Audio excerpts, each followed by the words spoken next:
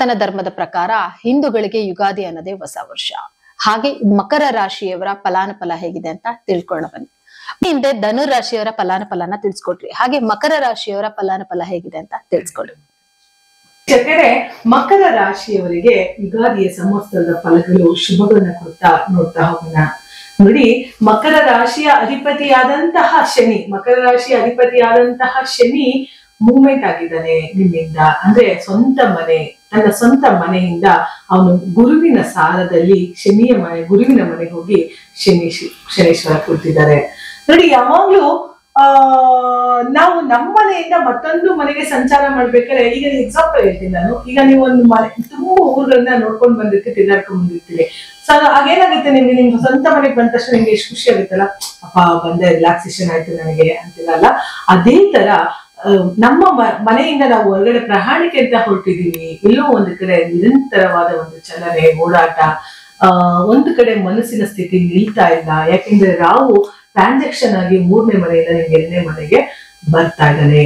ಯಾಕೆಂದ್ರೆ ರಾಹು ರಾಶಿ ಮನೆಯಿಂದ ಇದ್ದು 2ನೇ ಮನೆ ಕುಟುಂಬ ಸ್ಥಾನಕ್ಕೆ ಬಂದಾಗ ಏನಾಗುತ್ತೆ, ಎಲ್ಲೋ ಒಂದು ಕಡೆ ಅಂದ್ರೆ ಕುಟುಂಬಗಳಲ್ಲಿ ಘರ್ಷಣೆ ಆಗುವಂಥದ್ದು, ಇಲ್ಲೋ ತಾನೇನು ಮಾಡಿದಿರೋ ತಪ್ಪನ್ನ ಅನುಭವಿಸುವಂತದ್ದು ಆಗ್ಬಿಡುತ್ತೆ ಮಕರ ರಾಶಿಯವರಿಗೆ.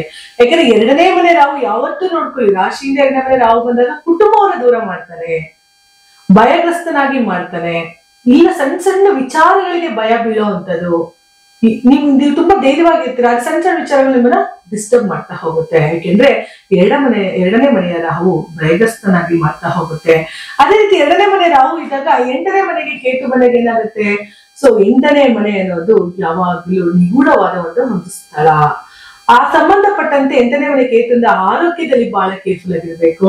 ಓಡಾಡುವಂತಹ ಜಾಗ ಇರ್ಬೋದು, ನೀರು ನಿಂತಿರುವಂತಹ ಪ್ರದೇಶಗಳಾಗಿರ್ಬೋದು, ಅಥವಾ ನೀರು ನಿಂತಿರುವ ಜಾಗಗಳಾಗಿರ್ಬೋದು, ಎಲ್ಲೋ ಒಂದು ಕಡೆ ನೀರಿನ ಸುಳಿಗೆ ಸಿಗುವಂತದ್ದು ಚಾನ್ಸಸ್ ತುಂಬಾ ಆಗ್ಬಿಡುತ್ತೆ. ಹಾಗಾಗಿ ನೋಡ್ಕೊಳ್ಳಿ, ಇಲ್ಲೋ ಜಾರಿ ಬೀಳುವಂಥದ್ದು, ಮಂಡಿಗೆ ಏಟು ಬೀಳುವಂಥದ್ದು. 8ನೇ ಮನೆ ಕೇತು ಕತ್ರಿಯನ್ನು ಹಾಕಿಸ್ತಾನೆ.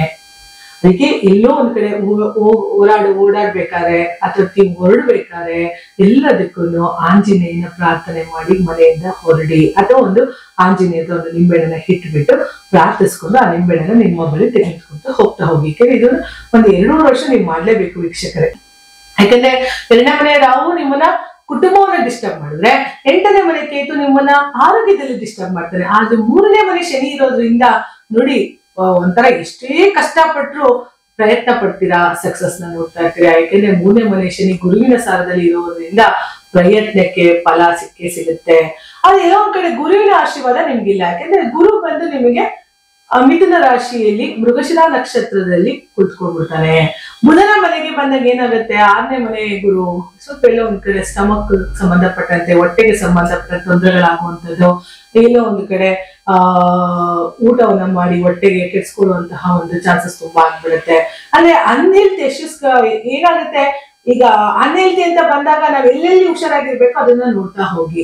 ಯಾಕಂದ್ರೆ 6ನೇ ಮನೆ ಗುರು ಇದ್ದಾಗ, 8ನೇ ಮನೆ ಕೇತು ಇದ್ದಾಗ ಎಲ್ಲೋ ಒಂದು ಕಡೆ ಸರ್ಜಿಕಲ್ಗೂ ನಾವು ಅಂದ್ರೆ ಕತ್ರಿ ಹಾಕಿಸ್ಕೊಳ್ಳುವಂತದಕ್ಕೆ ಹೋಗ್ಬಿಡ್ತೀವಿ, ಬೇಡ. ಯಾಕೆಂದ್ರೆ ಹಾಸ್ಪಿಟಲೈಸ್ ಅನ್ನೋದು ತುಂಬಾ ನರಕ ಯಾತನೆ. ಯಾಕಂದ್ರೆ ರಾಹು ಕೇತುಗಳ ಪ್ರಭಾವನೆ ಹಂಗೆ. ನೋಡಿ, ರಾಹು ಒಂದು ಬಾಹ್ಯಾಕಾಶವಾಗಿ ಇಟ್ಕೊಳ್ಳುವಂಥದ್ದು, ಅಂದ್ರೆ ಬಾಹ್ಯವಾಗಿ ತೋರ್ಸ್ಕೊಳ್ಳುವಂಥದ್ದು ರಾಹು. ಅಂದ್ರೆ ಹೊರಗಡೆ ಏನೇನು ಹೋಗಿರ್ಲಿ, ಕೈನ ಅಮ್ಮಮ್ಮ ಅಂತ ಹತ್ಬಿಡೋದು, ಅಳೋದು, ನೋವು ಅಂತ ಬಡ್ಕೊಳ್ತೀವಲ್ಲ, ಅದು ರಾಹು. ಅದೇ ಕೇತು ಏನ್ ಮಾಡ್ತಾನೆ, ಒಳಗಡೆನೆ ನೋವು ತಿನ್ನಿಸ್ತಾನೆ. ಅವ್ನು ತೋರ್ಸ್ಕೊಳ್ಳಲ್ಲ, ಅವನ ಆಂತರಿಕ ಅಲ್ವಾ. ಸೊ ಯಾಕೆಂತಂದ್ರೆ ನೋಡಿ, ಯಾವ್ದೋ ಮನೆ ನಾವು ಸತ್ತಾಗ ಹೋದಾಗ ಕೆಲವ್ರು ಏನ್ ಮಾಡ್ತಾರೆ, ಹಳ್ತಾರೆ ಅಲ್ಲಿ ಜೋರಾಗೆ. ಆದ್ರೆ ಬಾಹ್ಯವಾಗಿ ತೋರ್ಸ್ಕೊಳ್ಳುವಂಥದ್ದು, ಅವ್ರು ಒಳಗಡೆಯಿಂದ ಬರುವಂತದನ್ನ ಬಾಹ್ಯವಾಗಿ ತೋರ್ಸ್ಕೊಳ್ತಾರೆ. ಕೆಲವರು ಒಳಗಡೆನೆ ದುಃಖ ಪಡ್ತಾರೆ, ಅದು ಕೇತಿನ ತತ್ವ.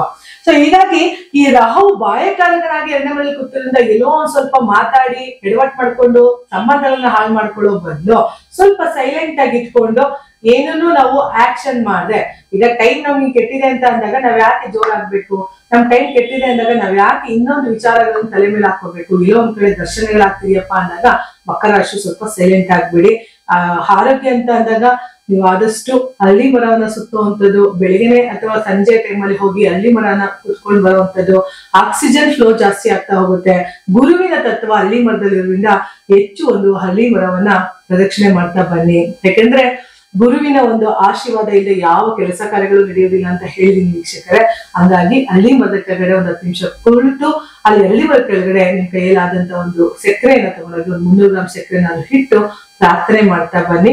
ಖಂಡಿತ ಒಳ್ಳೆದಾಗತ್ತೆ. 2ನೇ ಮನೆ ರಾಹು ಇರೋದ್ರಿಂದ ಸ್ವಲ್ಪ ದುರ್ಗಾ ದೇವಿನ ಆರಾಧನೆ ಮಾಡ್ತಾ ಬನ್ನಿ. ನೋಡಿದ್ರಲ್ಲ ವೀಕ್ಷಕರೇ, ಮಕರ ರಾಶಿಯವರ ಯುಗಾದಿ ವರ್ಷದ ಫಲಾನುಫಲ ಹೇಗಿತ್ತು ಅಂತ. ಹಾಗೆ ಮುಂದಿನ ರಾಶಿ ಕುಂಭ ರಾಶಿ. ಬನ್ನಿ ಹಾಗಿದ್ರೆ ಕುಂಭ ರಾಶಿಯ ಫಲಾನುಫಲ ಹೇಗಿದೆ ಅಂತ ತಿಳ್ಕೊಳ್ಳೋಣ.